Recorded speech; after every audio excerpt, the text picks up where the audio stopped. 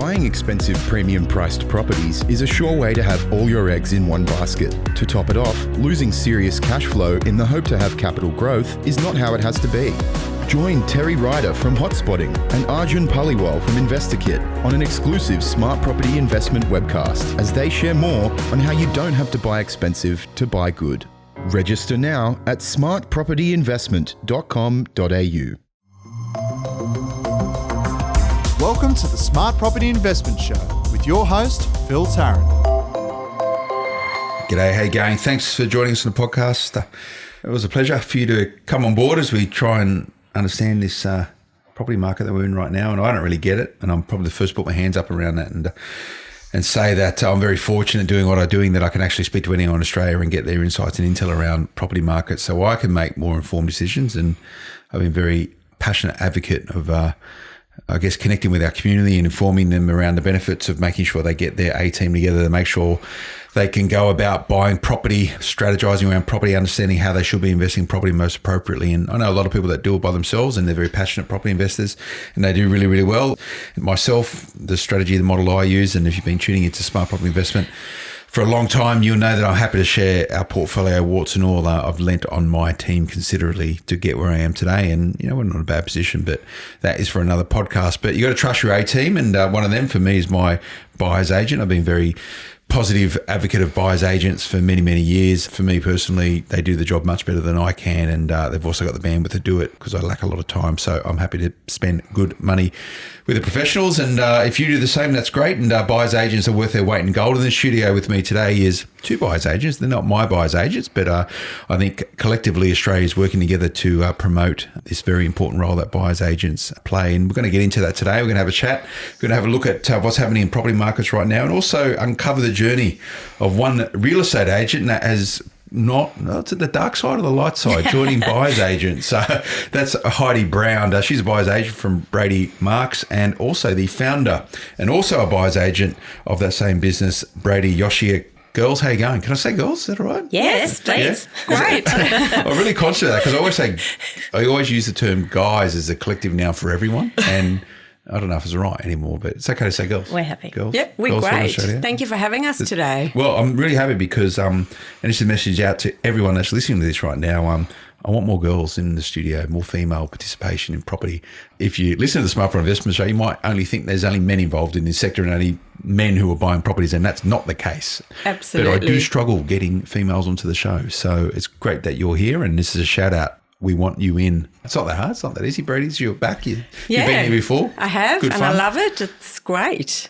Yeah, so if you're hearing, get on board, editor at smartpropertyinvestment.com.au, come in and tell your story. So your story, you guys are buyer's agents, also property investors. We're going to focus on buyer's agents today. Brady, some exciting stuff with you and your business, and you're growing and evolving and doing some cool stuff. You primarily focus within the city market or you're nationwide? Yes, primarily focus in the Sydney market. However, we've got a lot of great referral partners across Australia. So very happy for people to connect with us and we put them in touch with the right people. Is it a good time to be a buyer's agent? It's a great time to be a buyer's agent, yes. Is there too many buyer's agents in the market or you think we need more? I think we need more. I don't think there'll ever be too many buyer's agents. I think that buyers today need help. It doesn't matter if they're first home buyers or they are experienced investors. Everyone needs a good buyer's agent on their side. And that sort of echoes the comments I made initially. Every single property I've ever purchased has been through a buyer's agent. And, me as a investor, I probably wouldn't have the portfolio that I would today if I didn't have a buyer's agent, purely because I never would have got around to it. So, I lean on my buyer's agents, give me a kick along and make sure I sort of keep driven and supporting myself. But if you're not yet using a buyer's agent, when do you work out you need a buyer's agent? Is there normally a trigger point that people go, I've had enough? Yeah, I think the trigger point is once you've gone to multiple open homes, you've tried to buy properties at auctions, pre-auction, and feel like it's just getting too hard. Either the prices are climbing too quickly or you're not quick enough, and you feel like the race is running, but you are 10 steps behind. And I do think you need to go out there, work it out for yourself, and then realise that after a few attempts that it's quite hard doing it on your own. It's easy to go online and look on Domain or realestate.com, but the point is that the next step is being able to secure the property at the right price. Absolutely, you skewer. You buy a property at any price. If it's too much, you're probably not an effective property investor. But do you think everyone needs a buyer's agency? When should you feel confident about going it alone and not drawing on the advice of professionals? I think that's a very good question because every brief is different. So it comes down to what the client or the buyer, I should say, is looking for. So yes, some buyers are going to be lucky where there's not a lot of competition on that particular property, depending on what suburb they're in. But when they're in a situation where there's a lot of buyer activity and lack of opportunities in terms of properties, that's when they feel the pressure and the prices are hiking very quickly. And we're finding at the moment that there's not enough supply for the demand in most suburbs across Sydney. And we'll get into that in a moment. That's the whole supply and demand equation and how that shapes how people buy. But if you're thinking about using a buyer's agent or you currently have a buyer's agent, you're not particularly happy with them, you want to see what else is out there, how do you know if your buyer's agent is a good buyer's agent? Well, I think first of all, you've got to do a little bit of research on the buyer's agent. You've got to ask them the questions of what have they recently bought, maybe even ask some of the previous buyers that they've worked with, contact those buyers. But you get a good feel in the first 5 to 10 minutes when you're talking to the buyer's agent about their current knowledge of the particular suburb that you're looking to purchase in.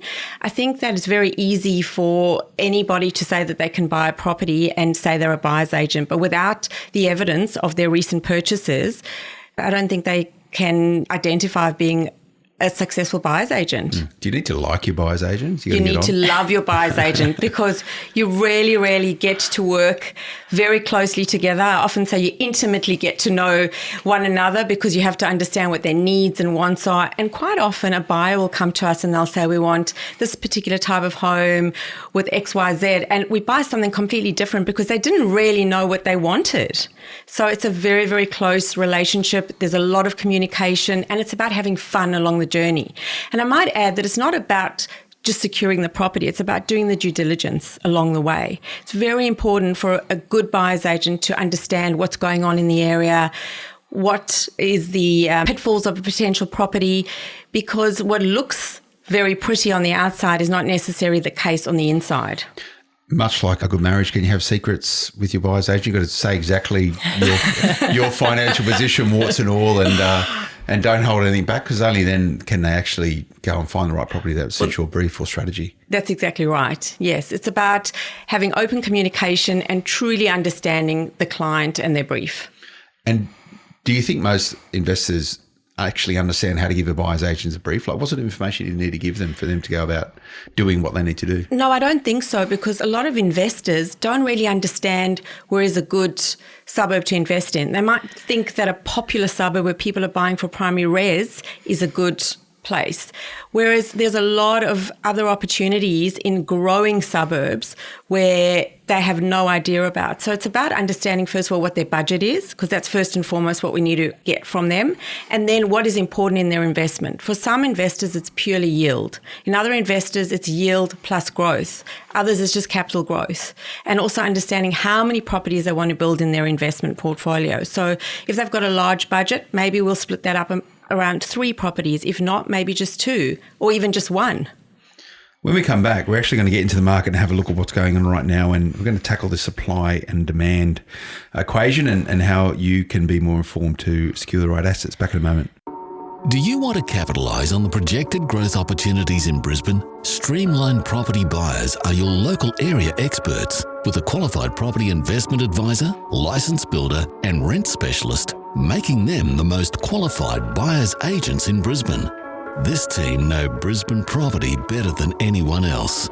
Find out more at streamlineproperty.com.au. Welcome back, everyone. Here with Heidi, Brown and Brady. Yoshia, we're having a good chat around whether or not you need a buyer's agent, how to get the best out of your buyer's agent. But Heidi, you're reasonably new to being a buyer's agent. Yes. You were once upon a time. I think you probably always are. Once a real estate agent, always a real estate agent. You never lose it. That's right. So I was That's a positive thing, right? Yeah. Based on the Lower North Shore for 14 years. And the opportunity to join Brady's team literally fell in my lap. And it's been one of the best things I've done. I think my big frustration as an agent with buyer's agents where they would literally swoop in from Melbourne or the eastern suburbs and buy a property in some place they'd never been to. So their lack of knowledge about where I worked, I found very frustrating. So coming to the other side, I've tried to use all of that local knowledge that I earn, really specialise in that little pocket, because I can actually tell you about those streets, those buildings, that train station, that, you know, what work's been done on those buildings or streets, all that kind of stuff. So you've got intimate knowledge of Absolutely. what's been going on, ground truth, whatever you want to call it. Exactly right. What did the good buyers agents that you worked with do when you were negotiating with them? This goes back to the question I asked Brady around, you know, how do you know if you've got a good buyer's agent? Being really transparent and getting into a position that you are in such a good relationship with that agent that they will actually tell you exactly where you need to be. And it's forming that trust with the agent so that, you know, we need to be serious, but we also need to be competitive in terms of where we're making offers for our clients. We're not there to get the highest price for the agent or make it easier for them, but what we want to do is make it fair, but also get the best deal we can do.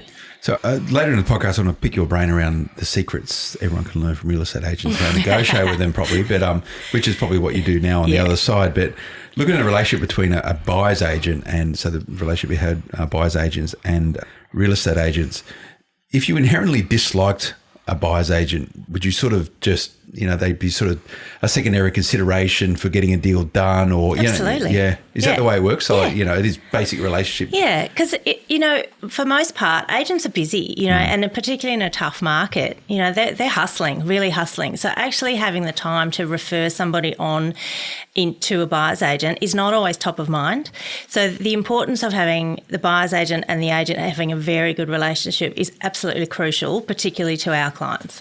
As an agent, would you prefer to deal directly with a customer? Or are you happy sort of going through a buyer's agent if the relationship works? As an agent? Yeah. Either. Yeah. So long you trusted the buyer's agent. Yeah. Interesting, because it's all a relationship-based game, and it was also sort of connected in with the state of the market at any given time, and you guys work on the North Shore of Sydney? Yep. Is that pretty, how far north do you go? Up to Palm Beach. Up to Palm Beach? Yep. Okay. Yeah.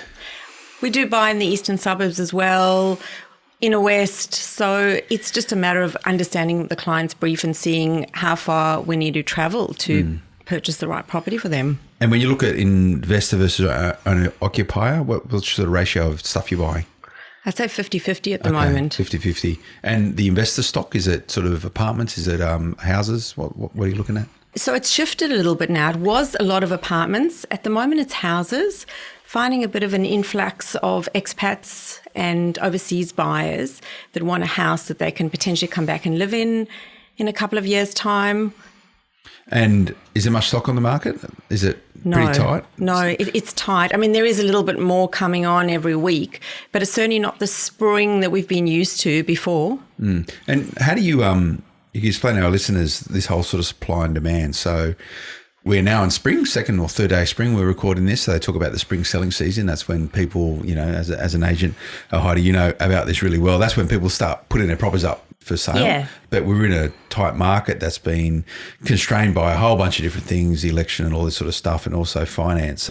So if people are holding on to stock, as in they're not putting their properties up for sale, what normally happens then? So a lot's happening in the background, and that's where we, again, using that relationship with the agents, we will ring and say, we've got a client and their brief is XXS, knowing very well it might fit their demographic in terms of what their business model is. And then they may go hunting for that, because some of those agents are, you know, a little hungry right now. So they may go hunting for something and come up with an off-market opportunity that A, our client would never come across, and B, they may never got the listing unless they had someone that would fit the brief to walk through the property. Do agents like doing that sort of work, or they'd rather just win a listing presentation and take it to market? Some are better than others. I think the younger guys particularly are really hungry to just get deals done and get some runs on the board. I think there's that still bit of old school thinking that nothing can happen without a signboard out the front and it's good PR and you've got to be seen in the street, you know. And what needs to happen to shift a market from a lack of properties for sale into a market where there is quite a lot of properties for sale and choice. Like this is, it goes from being a buyer's market to a seller's market, all this sort of stuff, right? Like what needs to happen to actually get more properties onto the market? What dynamics? I think people just have to have a lot more confidence in what's happening in the economy. I think, the dollar's a bit of an issue. I think the interest rates, people are unsure which way that's going to go. I think people are just sort of sitting on the fence a bit. And that's why we're finding this off-market segment of the market to be getting stronger all the time. And that sort of helps set new price standards for particular markets, to give people, vendors, a lot more confidence to actually list their property for sale, because they're not going to be sitting and languishing for ages. What's the sort of price expectations of people now used to that their property might not have been worth what it was worth 2 years ago? We're talking about a city market, and obviously that will come back at some point. But has there been a reset of market perception? Absolutely. For instance, a two-bedroom unit, a nice two-bedroom unit on the lower North Shore, probably 2017 was getting around $1 million. And I would suggest they're around the 850 to 9 mark now. Okay. So this is why people aren't putting their properties up for sale, because they think it's worth $1 million. Yeah. Okay. So the higher the bracket that we're shopping in, the more likely the off-market opportunity occurs. So it's that bread and butter stuff for the agents, the units and the townhouses and those stuff that turns over a lot that has slowed it down so much. So, Brady, when you get sort of off-market sales, if a property gets sold, does the person selling it often not like that to be public knowledge that it's actually sold? So off-market is off-market? So it's hard to reset this price perception because people like to keep these things a secret, particularly if you're dealing in your markets. Yeah, absolutely. And the other reason why people sell off market is that they don't really want open homes. They are feeling that they're a little bit unsure. Should we test the market and see what happens? So it's a little bit of that, as Heidi says, that unsure feeling, what should we be doing? So every scenario is different with an off-market opportunity. And sort of investors coming to the market in your sort of neck of the woods, and Heidi, you spoke about market specialisation versus sort of fly in, fly out buyers agents who might not have that intimate street knowledge. But what's the sort of highest pricing you're seeing investors buying sort of North Shore for investment grade stock? I would say even in the $4 million range, we've got investors looking at houses. Houses, and is that a yield play or a capital growth play? Capital growth. Okay. Yeah. So they're thinking that they're buying under 2017 prices, so therefore, as long as they can hold on to the property, there should be an uptick in value to that point and beyond. Yeah. And within Sydney, when do you see those sort of prices coming back to where they were 2016, 2017? I think that it's still going to take a little bit of time. I think we're going to plateau for a bit. Some properties are certainly going to achieve high prices based on the lack of supply, but it's going to plateau for the next 12 months, I would say, and then we're going to see a steady increase. And would you say then you need to be rushing in to get into the city market for investment, or is the time perfect if you can afford it? I think the time is perfect now if you can afford it. And what sort of stock would you be really recommending or find really attractive sort of up in the areas that you work from, I guess from where we're recording here, sort of North Sydney all the way up through to Palm Beach? What's good right now? What's hot stuff and what's most competitive? So do you mean in terms of what type of homes? Yes, or what sort of assets? So two-bedroom apartments on near, well, there's no train stations. Oh, there sort of is, but along the beaches there's not, or transport links. Or what's the investable stock? So investable stock would even be a 3-bedroom house on the Upper North Shore. I think because it's more affordable now than what it was 2 years ago. 2-bedroom apartments are always popular. Even if you're looking on the train line like Linfield, Killara, Gordon, there's some good buys there, particularly with the older style apartments. I also think that on the northern beaches, because some of the prices have come back quite substantially, there's some good buys, 1-bedroom apartments there as well, looking in Freshwater, Avalon, DY. And in terms of stock on market, is there much of that stuff around, or it's pretty hard? There's not a lot. So it's really working with a buyer's agent to source the opportunities with the local real estate agent of that within that area. And would you ever door knock yourself on properties? No, you always get an agent. No. You always get an agent. Give the agent the opportunity. I think there's a very fine line there. Although Heidi and I are both licensed real estate agents, I think that is the real estate agent's space. I guess that's one of the benefits of dealing with a good buyer's agent is if they've got really good relationships with real estate agents, the real estate agents do the heavy lifting for them, really. They get paid on the way through, which is really good. But and that comes back to Heidi, the local real estate agent really knowing their turf, right? Yeah, that's exactly right. And the whole key, it goes two ways. So What I wish I had done a lot better as an agent with buyer's agent is I would have sent far more referrals. I mean, Brady was my go-to in terms of a referral partner, but I would have, it's money for jam. It's easy passive income as an agent. So it's one phone call. So if you're doing your callbacks on a Monday and you come across someone that you can't help and you go, hey, how do you feel about talking to a buyer's agent? Would you like me to make a phone call? You send a phone call, send an email, ring Sally Smith. She might like some help. That agent gets 20% of, or whatever their nominated referral fee might be for making a phone call. So that's if someone goes to auction or goes to buy a place, they're unsuccessful, but they still want to find something very similar. You would say, I know a if buyer's I can't agent. help you, maybe they can help you. Yeah. So there's an opportunity there for the agent to still be making some income in a very one phone call. Yeah. And what would you say the general appetite for unsuccessful bidders at auction, or they miss out on a private treaty, if they've never used a buyer's agent? Do most of them sort of get it? Just like an education piece. Do most people actually understand what a buyer's agent does? Not really. I think it very much depends in which bracket you're sort of shopping in. I think in the bread and butter, as we said, that 2-bedroom unit market, in the day 2010, there was, 50 people at auctions. Yeah. Now there's 2 or 3, it's starting to get a bit better. But, I think agents also have that mentality. I was the same. Once that hammer goes down, that's it, you're done, you move on to the next one. Whereas what we do is a lot different in terms of how we relate to the clients. Yeah, when we come back, we'll have a chat about how agents and buyer's agents are starting to cultivate a more connected relationship. And I think the modern real estate agent really has a good relationship with the buyer's agent. Back in a moment. Worried about making the wrong choice with your next investment? You're not alone. If you truly want to become the master of your own lifestyle design through real estate, then you need to speak with Buyers Agents, who'll help you acquire cash flow positive properties in high growth areas with value add potential, so you can create more freedom in your life. Visit dash.com.au/SPI. Welcome back, everyone. Here with Heidi Brown and Brady Yoshia. The girls are from Brady Marks. It's a buyer's agent which services and really looks after the northern parts of Sydney, but they sort of go into the east and other parts of Sydney as well. We're chatting about real estate agents and the relationship with buyer's agent. And I'm going to ask you girls this, give away some of your trade secrets.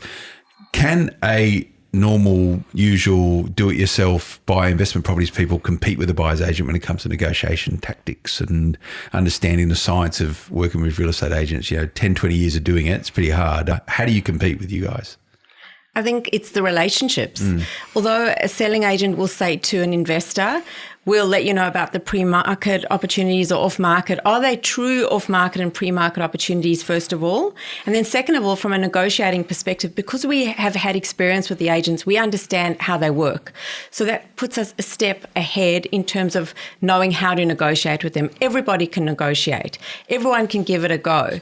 But it's really working out the strategy with each individual agent, because every agent is different. So how do you work out, Heidi, if, I guess, the pressure point of an agent you're dealing with, whether or not there's more room to negotiate or really you've hit the end of the run and you can't go any further? What are the telltale signs? It's a bit of a watch and see, and it's a bit of how many times they start to call you. It's, that desperation starts to kick in, and so you can suddenly feel, a very short case study. I had a lovely couple that were downsizing. They had not bought a property for 30 years. They engaged me as a buyer's agent to buy a unit. We went to an auction. It was positioned way higher than I thought it should have been, so we didn't bid at the day. We bought it for almost $150,000 less about 2 weeks later. So was that agent just trying their luck? Or yeah. As was the vendor. So it comes down to science. So you sort of know the mark and go, it's just not worth that much. It's not. Did you call them out before and just go, you guys are so far off the mark, you're mad? Or what'd they say? What's the market? It's the market. Oh, my vendor. Oh, the agents all blame it on the vendor. So, and I understand that. So it was a position that, it's a risky position to go to the auction and maybe someone else might have bought it, but I just didn't think that was going to happen. So So it's a science of actually understanding the true value, to your earlier point, of a property. You don't want to pay over for a property. Yeah. And that agent wants to move on to the next thing. She didn't want to be still going to that property 6 weeks later. And this comes down to, on the other side, if you're selling property, that's pretty bad advice, I would say, on behalf of the agent. I don't know who it was, but to actually have that vendor expectation management. You know, most people when they're selling a property, they go with the agent who promises them the most amount of money. That's right. And that's not really. There's a lot more education market now for agents around this sort of stuff, but you know, that's not very fair on the vendor to potentially shape out their selling of a property 2, 3, 4, 10 months. You know. Yeah, that's exactly right. So it's just getting that pain point that you can see.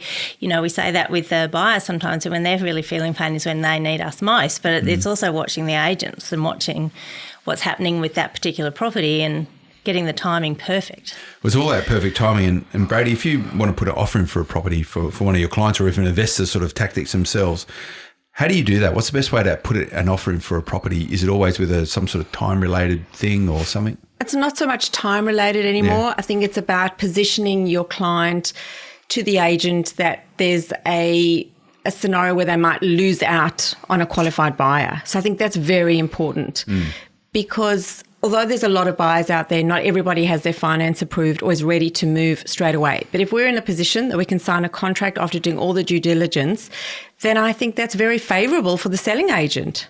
So if you say, look, my offer is $610,000 and we can sign a contract today, that sort of works, right? It does, Yeah. Yes, because time is of the essence. The agent's thinking, I can get this deal done. I don't have to have that property open on Saturday. And they are thinking about commission and getting to the Getting end. a sale done. Yes. And sort of when you look at how much you should negotiate on the property, should you always negotiate on the property? Absolutely. Do you ever see someone go, that's such a steal, but I'll still go in cheaper? No. Because they're probably desperate for some reason. You need to negotiate. So where do you start? Do you sort of pick a number 5% under, 10% under, or you just do it based on market comparables? Well, I think market comparables is probably your best place because you need evidence to give back to the agent, say, look, we're coming in at this because of this, you know, X, Y, and Z. But you also want to be taken seriously. You know, if the guide's $1 million, you don't go in at 500 or 600,000, you know, silly. Yeah. So it's working in where the sweet point is. And how do you extract, and this is the secret of an agent, how do you extract really good intelligence out of an agent around the buying, so that the vendors buying constraints, or, you know, like, why do they need to sell? What's How their quickly do they need to motivation? sell? What's the motivation to sell? How do you get all that info? Because it's important Again, stuff. it's just about having that trusted relationship with your agents. So, you know, as an agent, when you're prospecting, you're talking to people that have come through open houses. We're talking to agents. That's our prospecting. And the better relationship we have with them, the more information, the more accuracy we're going to be able to advise our clients with. Are most agents pretty good, or there's some shockers out there? I'd say 95% are really good. Are really good. But this comes down to vendor expectation management as well. Of because course, if you come in yeah. and go, it's 900 grand, I'm going to give you 900 grand. They go, no, they want 1.2. Well, then I've got a see very you good later. job. Yeah. And it just sits there and that stuff. And it's really bad if you're selling a property, like, you know, what's the perfect window to have a property sort of marketed and listed to try and get the It's best sort thing? of 3 weeks and then your auction generally. Yep. So again, it's finding that sweet point where there's a lot of activity in the first 2 weeks, and then often we get a lot of calls from the agent saying you're still interested.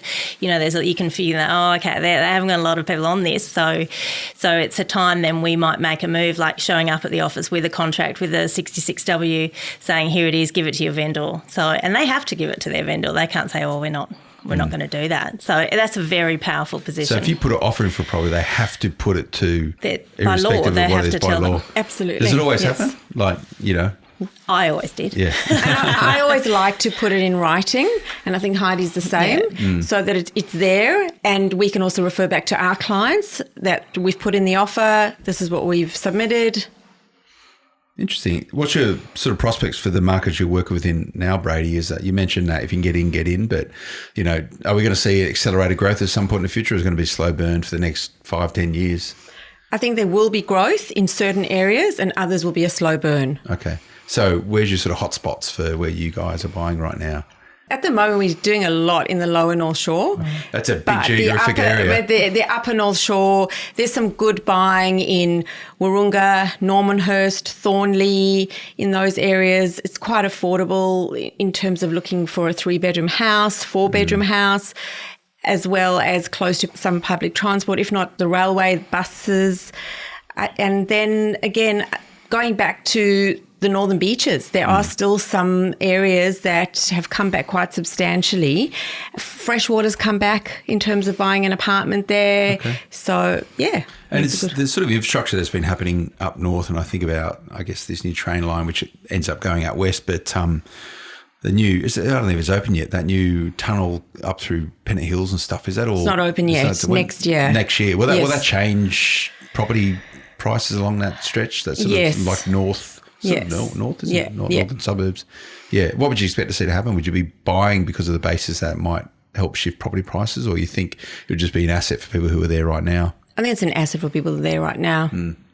Nice one. Well, I've really enjoyed the chat. So thanks for coming in again, Brady. Thank you so much. Yeah, you too. Yeah. Are you enjoying being on the light side? Should have done that years ago. Yeah. No, it's good. It's been, harnessing everything that I've, learnt and developed in the last 14 years and using it in a totally different space. So it's been really good. And do you think the next generation of buyers agents are going to be ex-real estate agents or people coming out of real estate? I honestly believe... That's what you got. That's both your stories, isn't it? Yeah. And I honestly believe that there's some phenomenal buyers agents in our space and in Sydney, but if you haven't been an agent, I just don't think that you've got the skills to do it as well. Truly. How many property transactions do you reckon you've been involved in? Oh, I don't know. Multiple. Lots. Yeah, lots. Hundreds, yeah. Good. Oh, I've really enjoyed the chat. Thanks for sharing some of those sort of inside tips and secrets. And it's good to see you, Brady. You're welcome. Great to see you. Come back. Let us know what's going on. We will be back. Yeah, you're my turn-to people for the northern. Is it northern suburbs, northern beaches, northern? What are they called? The North Shore. North Shore. North Shore's all the way up to like Barrowa, right? Correct. And yes. then Palm Beach, sort of on the beach. Northern beaches. Yeah. How's that sort of Palm Beach really high-end stuff going? Is it selling at the moment, or is it not? There's a lot of off-market going on up there. That's very quiet. Yeah. A lot of that transacts without anybody even knowing it. Yeah. So, and again, that's getting a handle on that. A lot of eastern suburbs buyers are up there at the moment, from what I understand. But a lot of that is happening very much behind the scenes. And strong prices, very strong prices. Well, it's a nice part of the world. It's just a long way from Sydney, though. But not a bad place for a weekender. That's right. Why not? Thanks for coming in. Really do appreciate it. Pleasure. Thank you. Remember to check out smartpropertyinvestment.com.au. If you're not yet subscribing to our daily morning newsletter, so the first to know what's going on in property and property investment right across the nation, not just the North Shore and northern beaches of Sydney, smartpropertyinvestment.com.au/subscribe. Or if you're into social media and that's how you like to get your info, if you're on the train checking out property, just look at Smart Property HQ. Really appreciate you tuning into the podcast. And as I mentioned, when I sort of close out most of these podcasts, people are always asking how they can help us with this podcast. And all we're doing is trying to make more informed and smarter property investors. So we're really keen to grow this community. If you like what we're doing, please keep those reviews coming on iTunes or wherever you're listening to this right now, whatever podcast player, and please put a note in there as well. We do like to adapt and change the podcast in line with your needs and what you want right now. So we're very adaptable and we'll shift with the times. Let us know what you think. You can also contact the team here, editor at smartpropertyinvestment.com.au. We'll be back again next time. Until then, bye-bye. The information featured in this podcast is general in nature and does not take into consideration your financial situation or individual needs and should not be relied upon. Before making any investment, insurance, tax, property or financial planning decision, you should consult a licensed professional who can advise whether your decision is appropriate for you. Guests appearing on this podcast may have a commercial relationship with the companies mentioned. If you're a regular listener to the Smart Property Investment Show, then odds are you're already a property fanatic who loves hearing stories on investing from real people. The good, the bad and the ugly. Be with people just like you and join the group Passionate Property Investors on Facebook now. Become part of a community who know what to do and when to do it. And the time to do it is now. Passionate Property Investors. Tribe, tools and tips. Find us on Facebook today.